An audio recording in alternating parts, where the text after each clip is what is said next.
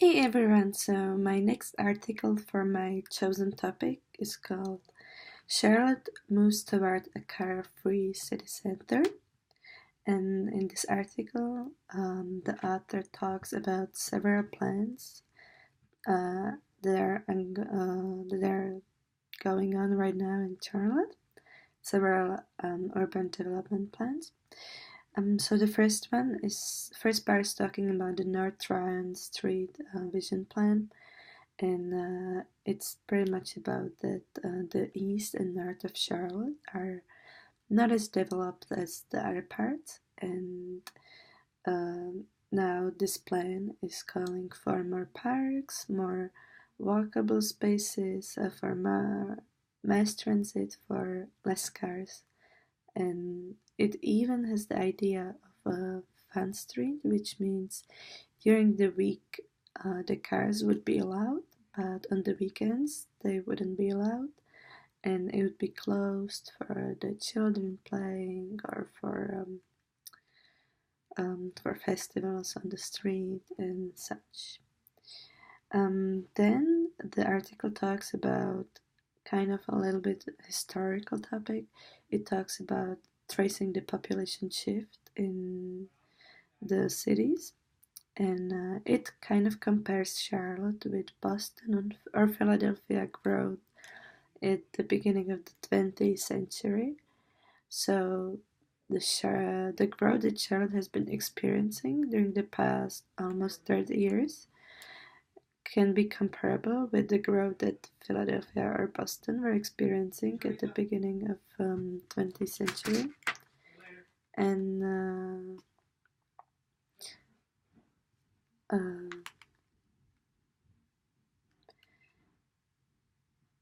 30 years ago, the growth was mainly in the suburbs in Charlotte.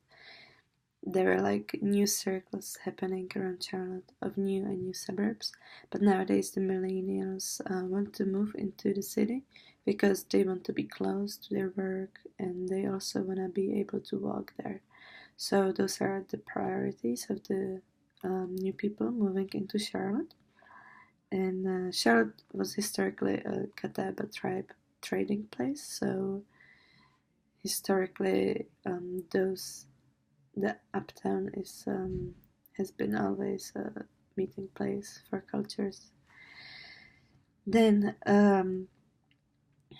the challenge of complete streets in a car-centric city means this is another part of the article which talks about that 81% of Charlotte residents use car to drive to work every day, and only 1% of households has no car.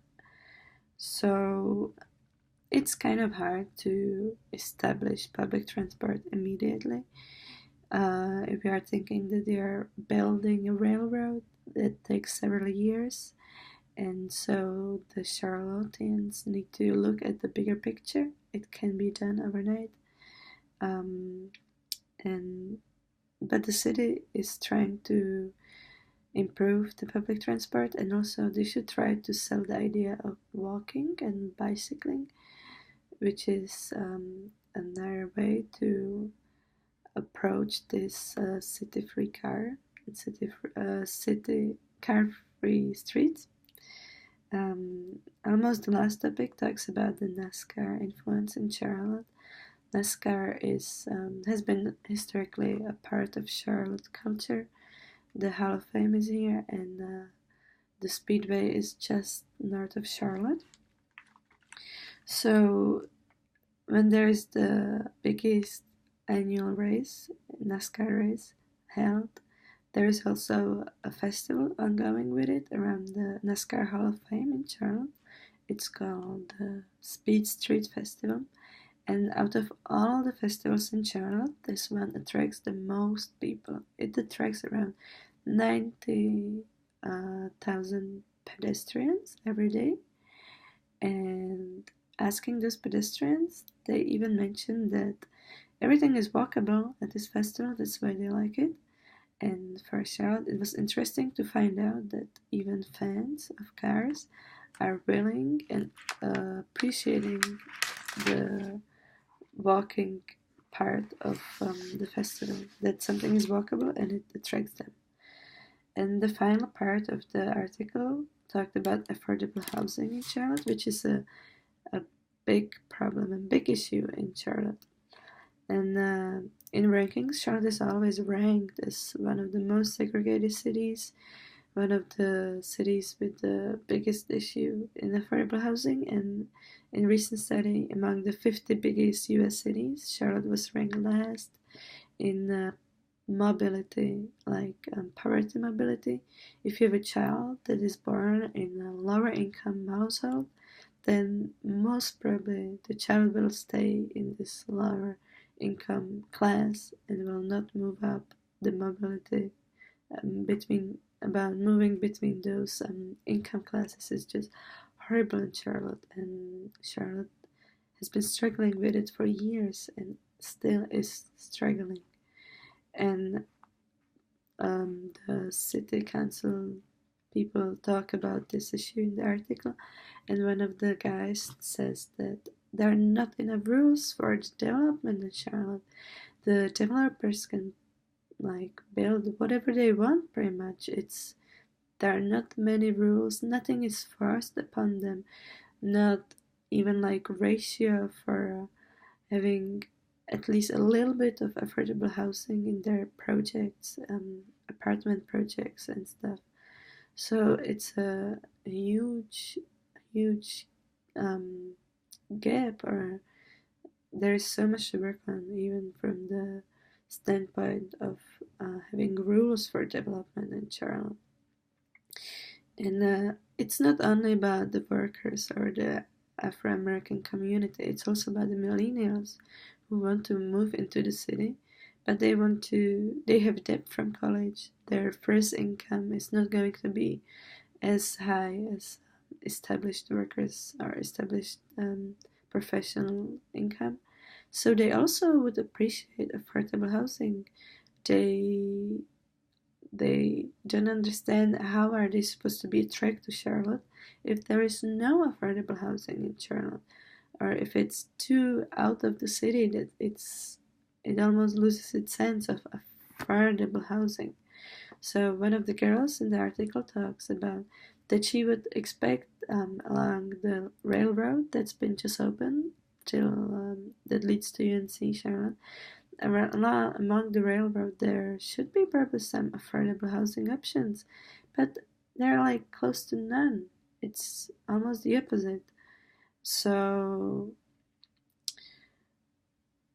why Charlotte doesn't impose more of a emphasis on building affordable housing around railroad?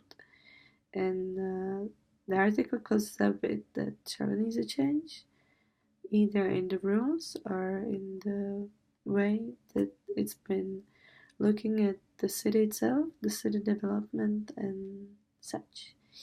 And just shortly to my opinion about all of this, Charlotte, I feel like, should focus on development of public transport. I feel the railroad was such a great step forward, and Charlotte shouldn't just have one line. Like it's not enough, and so Charlotte should have more lines. And along those lines, railroad lines, Charlotte should focus on building affordable housing, which is a huge issue in the city, and it's been like that for many years, and I feel there should be done much more. And I'm trying to look at the bigger picture, as it's mentioned in the article, but I still feel that Charlotte has a lot of to work on. And another take I took from this article was that walking has a sense. People appreciate walking, people love to walk, but you have to give them the chance to have places to walk to. If something is not in a walkable distance, of course they're not gonna walk. Like, who would walk 2 hours somewhere? Like, if they can take a car and it's gonna be 15 minutes. So I feel Charlotte should try to transfer into more dense and more walkable city, because this is the way to have sustainable city, and it's more sustainable for the people as well. They're gonna be healthier if they're gonna walk more instead of driving cars, and it's also more sustainable for the environment. So I feel affordable housing, public transport, and walkability of Charlotte should be those topics that Charlotte should focus on in the close future. Thank you.